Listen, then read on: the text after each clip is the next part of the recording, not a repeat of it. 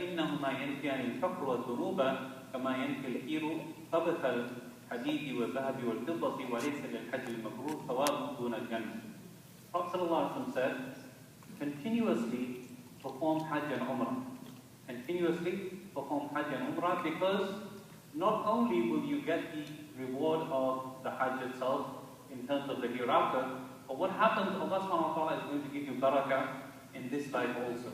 Allah subhanahu wa ta'ala is going to get rid of your poverty, and also He's going to get rid of your sins, just like the blacksmith when he's burning iron, and that iron basically it gets rid of all the impurity once it becomes molten.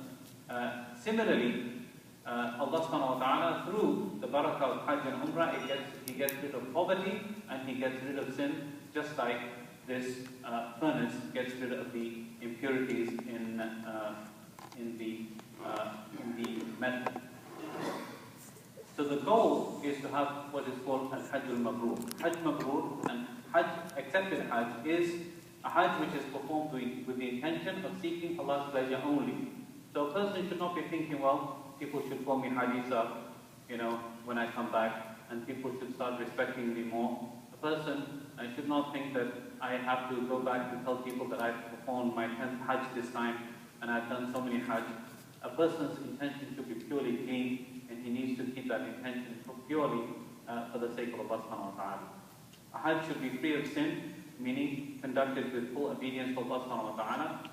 A Hajj should be performed in accordance with the Sunnah of the Prophet ﷺ.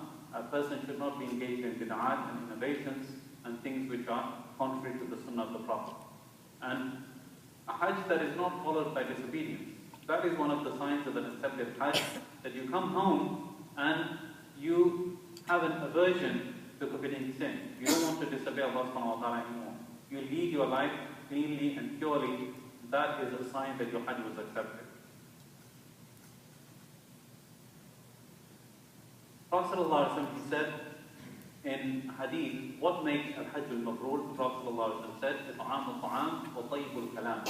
A person during the Hajj, he should be feeding people and he should be talking to people in a good way. And this is something very, very important. What happens is people, especially us, we people in America, we tend to be very, very impatient. And, the slightest hiccup in transportation, or not being able to go to the haram on time, or for any reason whatsoever, we tend to become very, very impatient, and we take that impatience out upon the tour operator, the travel agent that's taking it. Okay? And what happens usually is that in many, many cases, I'm not going to give you any kind of ratio as to the percentage as to whose fault it usually is. In many cases, the issue is usually with the Saudi government. Okay? For example, if you are in Azizia, which is basically a small town just outside of the Haram, you're basically, you are subject to the roadblocks that can take place at any time. If the Saudi government feels that the place is getting overcrowded, they'll basically just put up roadblocks. Okay, now how are you going to get into the Haram? Okay, so now the travel agent is telling you that no, we cannot take you inside because everything is blocked and everybody is getting frustrated. No, we want to go to the Kaaba. We want to pray next to the Kaaba, and basically, taking it out and becoming very angry. That's the test of one's patience at that time. The reality is, let's say in that situation, a person needs to think back, step back with a cool mind, think what is the reason that a person has gone there for in the first place. Firstly, he's gone there to perform an accepted Hajj. Secondly, the person needs to think that the reward for praying in Mecca or right in front of the Kaaba is exactly the same all over the Haram of Mecca. Okay? It's not just the reward that you have to be right in front of the Kaaba to get the reward of 100,000 salat. In any part of the Haram, and the Haram is basically the whole city of Mecca and its surrounding places, if you are praying, you are getting the same reward. So to force yourself to go and basically become angry at the agent for not allowing you to go, or for not giving you the facilities to go, And when, in most cases, the issue is usually because of roadblocks, it is not appropriate to do that. So tayyibul kalam, basically all through Hajj, we need to make sure that we are talking to people in a nice way. Okay, before we go for Hajj, what do we need to prepare for? Sincerity, repentance from all past sins, resolve outstanding differences, and seek forgiveness from others. Basically, just call people up. If you've had any issues with people before, relatives, friends, neighbors, just call them up and ask them for forgiveness. Keep a clean heart before going for Hajj. Pay all of your debts. Write and update your will. Make sure the wealth to be used for Hajj is from halal sources. And this is very, very important indeed.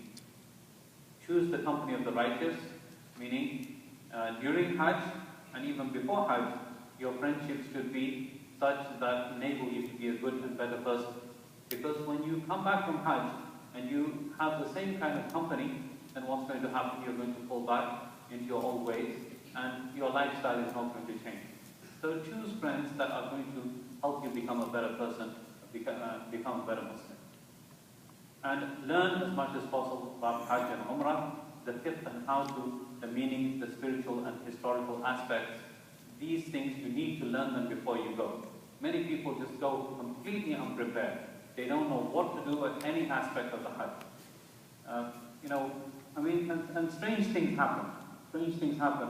A couple of years ago I was in Hajj and a person was going around and very clearly, he had a wig on. And the rule for ihram is that your head has to be uncovered. This person was going around in the state of ihram with the sheets of ihram on and with the wig on his head and not taking the wig off. So that basically shows that that person came completely unprepared, doesn't know what the rules and regulations are, and he's basically spoiling his head because of that. Memorize some dua from the Quran and the Sunnah. Many people get hung up on the issue of dua. Well, what dua should I recite at this place? What dua should I recite at this place? What dua should I recite at this place? And this is not important. What du'as you should be making is dua that you do from your heart. Okay? And obviously the best du'as are those du'as that the Prophet ﷺ he made. Because his du'as were very, very complete and concise and covered everything. So those are the types of du'as that we should learn with the meaning. We should learn the meaning of the du'a and not recite them paraphrasing.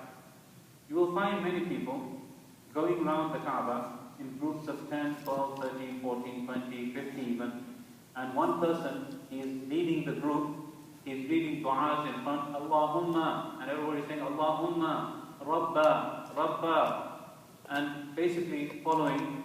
Nobody knows what the meaning of the dua is, and they think, well, this is the dua that I have to recite at this point, and without it my tawaf is not going to be accepted, without it my sa'i is not going to be accepted. And basically those people, they just create a nuisance for everybody else because they're all going in a huge group and basically creating bottlenecks around the tawaf area. Okay? And this is because of the misunderstanding that people think, well, we have to do these du'as. We don't know the du'a, but this person who's leading us, he's going to read the du'as for us, and we're going to follow him, and that way our Hajj is going to be complete. Obviously du'as are good, but not reciting them paraphrasing.